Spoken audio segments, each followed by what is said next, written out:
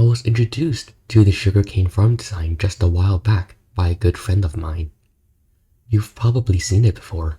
Basically all the Java edition sugarcane farm designs on YouTube use a variation of this design.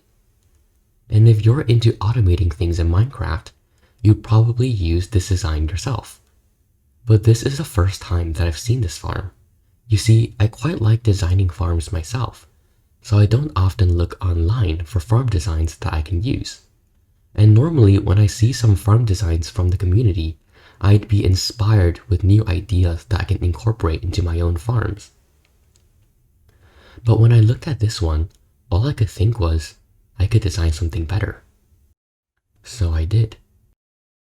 But what exactly was wrong with this design that everyone is using anyways? Hello, I'm Contra Muffin, and today we're going to be building a better sugarcane farm. Let's get started. First, though, we need to talk about efficiency. There are multiple ways of defining efficiency, and the usual way of doing so in the Minecraft community is pretty simple. How much of the product can you obtain per hour? And on the surface, that's an okay measurement for efficiency. But when you start to think about it more, there's a ton of holes in this logic. What's to stop me from just putting 2 farms right next to each other to double my farm's output rate? Or 3? Or 4? And you might be thinking, what's so bad about that? But here's the thing, space is itself a constraint. People with more developed worlds won't have enough space to build large farms, and people who are designing a coherent city will need a farm that isn't obnoxiously large. In other words, you can certainly build a farm that's hundreds of meters across, but that's both tedious and a giant eyesore. And even if you do have the space to spare, a smaller design is still better, because if you can squeeze 2 of a smaller design into the space of one larger design, then you'd have increased your output 2-fold basically for free. The reason I bring this up is because a lot of farm tutorials on YouTube fall into this exact pitfall, where they would put multiple farms right next to each other to artificially inflate their output rate. That's why I'm proposing my own measure of efficiency, output rate per space used. And this makes sense from a logical standpoint, because even if you put multiple farms together, your output rate per space used remains the same, because even though your output rate has increased, so has the space that you have to use. As a result, the only way to get a higher efficiency is to make a design that actually works faster, or make a design that's smaller and more compact. And spoiler warning, my farm is both smaller and faster. So let's take a look at the space used for this farm. At its core, it's just a bunch of repeating units placed side by side. Each unit is 1 meter wide by 6 meters tall by 2.5 meters long. So each repeating unit takes up 15 meters cubed of space. Now let's take a look at the space used for my farm. Like the previous design, it's made of a lot of repeating units placed side by side.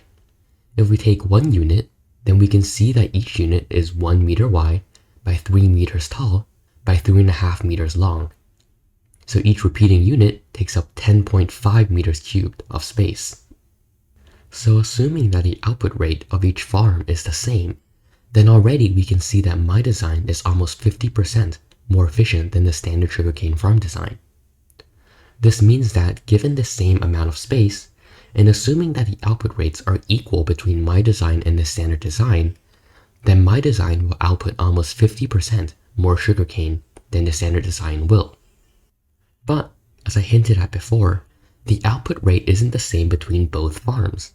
The exact reason is a bit too technical for this video, but the short version is this. The standard farm design is designed to harvest all of the sugarcane at once when just one sugarcane reaches maximum height.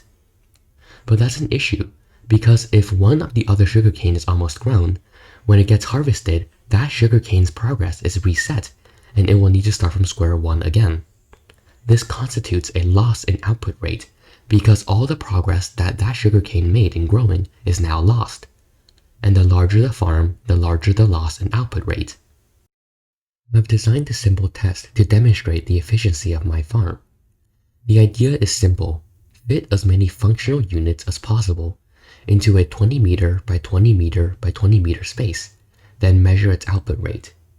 For the standard design, the output rate comes out to around 850 sugarcane per hour. And for my design, the output rate comes out to around 1,750 sugarcane per hour, more than 2 times faster. And when I leave the test running for 20 minutes or 1 Minecraft day, the results are drastic. My farm runs circles around the standard design. I think at this point, I've sufficiently proven that my design is just miles ahead of the standard design. So let's talk about how to build my farm. For simplicity, let's build 4 units, but just remember that you can repeat and stack this design ad nauseum. Here are the materials that you'll need.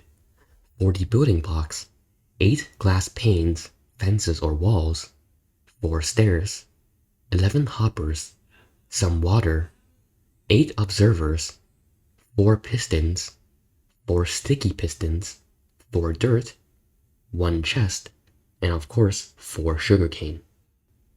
You'll also need some temporary blocks that you can remove after you're done building.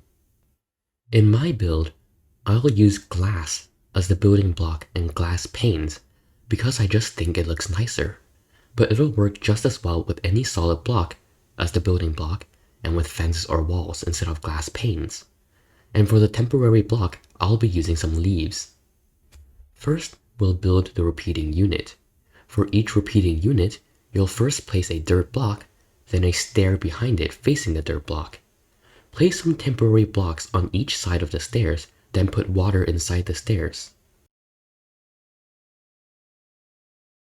After that, place an observer on top of the stairs, facing the dirt block, then place a sticky piston facing up, behind the observer. You can also take this opportunity to place a second observer on top of the sticky piston, but this time facing away from the dirt.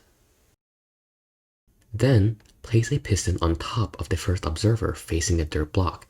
The harvesting mechanism for this unit is now complete. Next, we'll build a way to collect the sugarcane once it's harvested. This is simple. Just place a hopper in front of the dirt block facing to the right. Then, place 2 glass panes on top of the hopper. Finally, you can place a sugarcane on the dirt block and this unit is now done.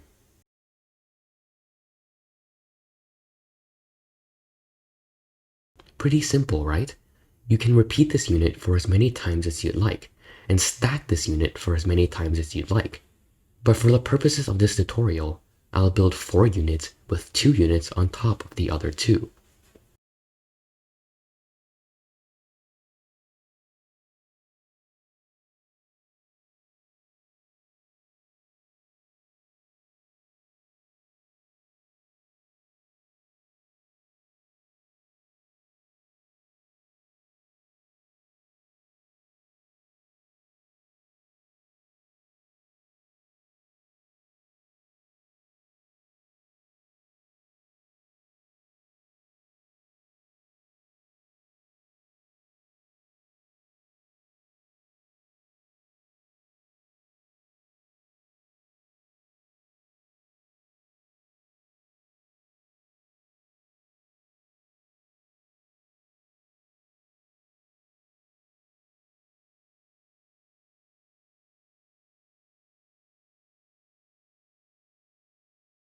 Once you're satisfied with the units that you've built, it's time to build the wall and the ceiling.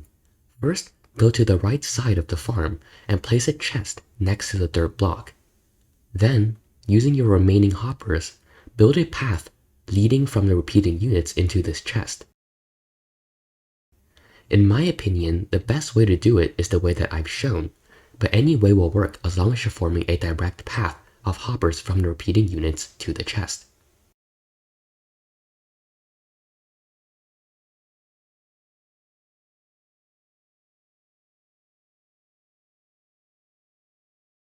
Then, using your building blocks, build a wall and ceiling around the repeating units, like so.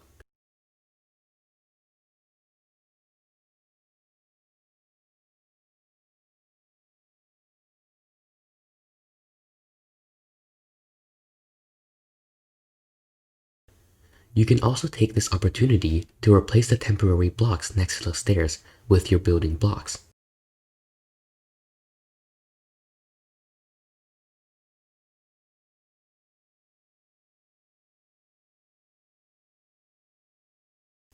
Once you've done that, you've completed your farm. And that's all for this video. Now you can rest easy knowing that you're farming sugarcane faster than everyone else. Good luck and happy crafting!